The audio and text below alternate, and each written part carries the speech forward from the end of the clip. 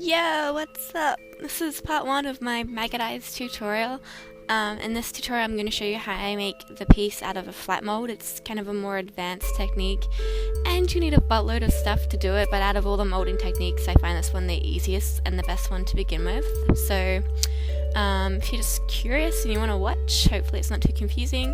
If you want to learn how to do this, the technique is kind of too complicated for me to put in just the one video, so I highly recommend you go to a video by Neil Gordon. It streams on Vimeo and I think it's like $2 or something to have 24-hour access to it, but it's really worth it. It's a 1-hour video about flat molding that Neil Gordon's made, and he's one of the best in the industry. And yeah, hour-long information, so it's impossible to fuck it up after watching it. I definitely recommend that if you want to actually do this. Alright, so I'll show you the insane amount of products that I've used to create this. So we've got deadener, Platsil gel silicone, got clear acrylic lacquer, a release, super baldies, baby powder, isopropyl alcohol 99%, Zippo lighter fluid, silicone pigments. I used the flesh tone. I also actually used the brown one as well because my sister is tan, Vaseline, some clay, I think it's actually Chavant, plastiline, some sculpting tools, digital scales, some gloves for safety, disposable mixing cups and mixing sticks, some blue tack. Right, so to start off, I'll show you how I sculpt the piece, which is the first step in the flat mold. I'm not the best at sculpting, I'm pretty new to it still, but just in case it helps, I show you what I do. So it starts with making like the base, a flat base, making the upper and lower eyelid, and the thing on the left is what the finished piece looks like after it comes out of the mold. So I'm trying to make this one to be like the right or left eye equivalent to the other one, so you've got two eyes. So it starts off with roughing out shapes and adding little bits and then taking it away because you want it to be as flat as possible. The less material you use, the more realistic it will look, because it won't be bulging out of the face too much. It will be sitting pretty flat with the face and look like it's part of the face. So I keep kind of building things up and then taking it away and smoothing it out more to make it as flat as possible. Yeah, so you can watch me 2 steps forward, 1 step back for a while with the clay.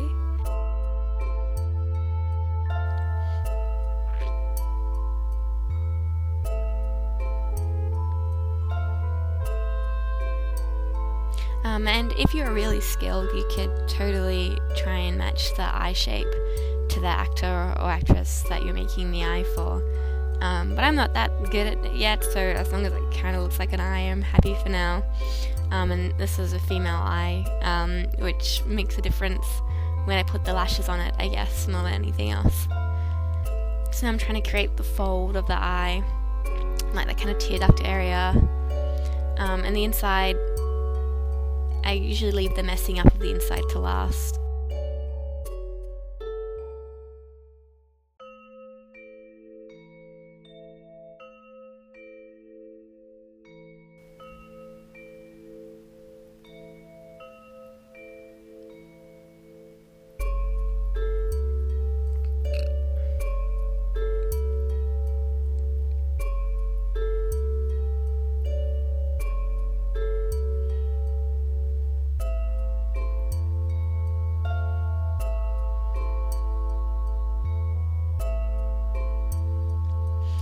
So I'm taking away the edge because my sister especially doesn't have a whole lot of room between her eye crease and her eyebrow. So if the material extends too far up, it ends up covering her eyebrow, but I'd rather have her natural eyebrow there. So I'm trying to kind of like smooth it out and have a thin edge, but also continually kind of bring the edge close to the eyelid each time so that it doesn't extend into her eyebrow when I try and apply it, which will create issues. And I'm using the naphtha or Zippo lighter fluid on a little cotton tip to dissolve some of the clay away, kind of clean up that surface a little bit. The little tool to smooth it out. You use talcum powder and then you use baby powder to kind of smooth it all out. And then I use this kind of industrial toothbrush, I don't know what it is, a cleaning brush, to kind of make the surface not as smooth, make it more skin-like. So now I've sprayed a clear lacquer over the sculpt to seal it, and then sprayed the release agent over it once it's dried. And then I make a little wall with a cut off plastic cup, and then I seal it with the blue tack. And then I make a mix of 50% part A and 50% part B of Platzel Gel 10 silicone to make the mold. And you want this to fill up just above, a couple of millimeters above where the sculpt finishes. So I'm pouring this in. I'll give it half an hour to set.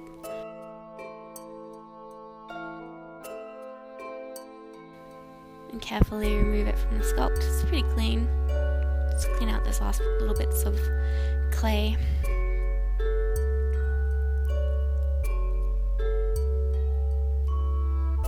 Again, I think I'm using the Zippo lighter fluid for that. Cut away the excess silicone from the edge.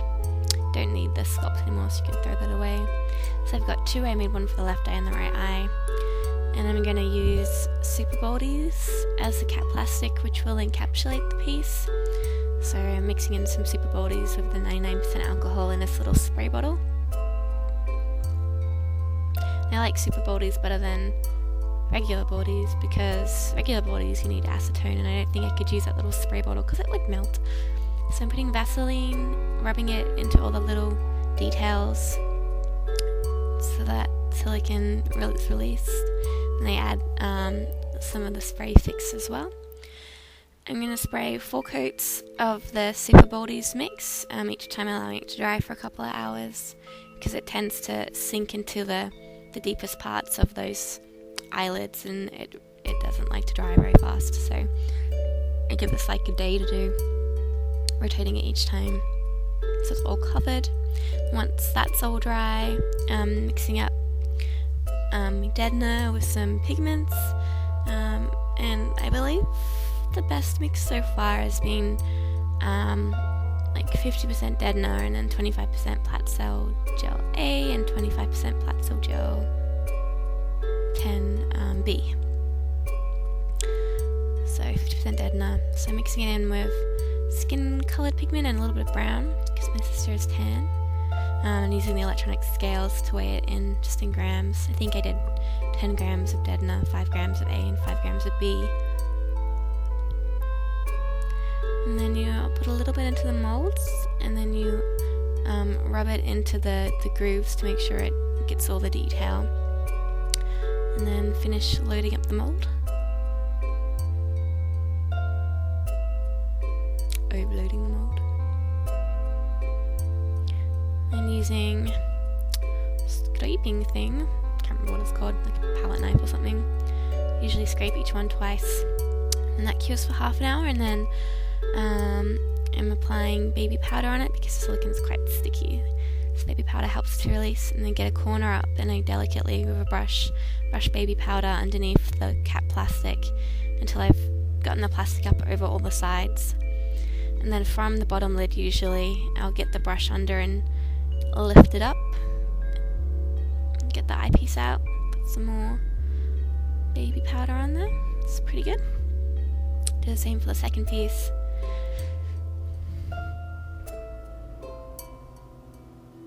They're both done.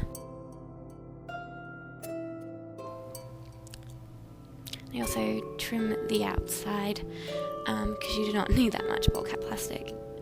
I usually trim it to kind of keep it stored because it's easier, and I also trim it after holding it up to the model's face to work out where it will overlap eyebrows and things, and cut it down to as short as it needs to be. And I'm going to put Pros-Aide to glue the eyelashes on, and the top and bottom lashes, or top and bottom eyelids. Just got these really cheap lashes that I got from China, like on eBay for like $2 or something, a pack of 12. That natural style. They're pretty good. They have much of a curve though, so that gets irritating when trying to push it down, but otherwise it's fine. So I'm using a little cotton tip in my fingers to try and stick this eyelash down.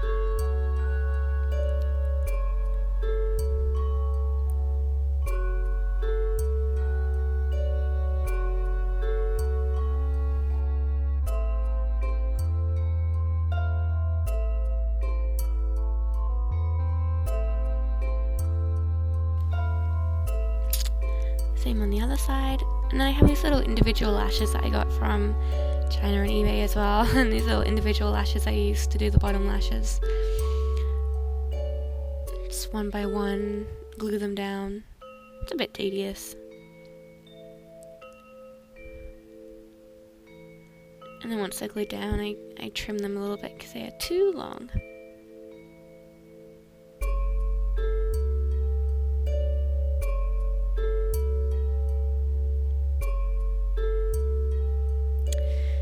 These are the finished encapsulated silicone appliances for eye makeup, for gouged out eyes or maggot eyes or whatever kind of missing eyes you want.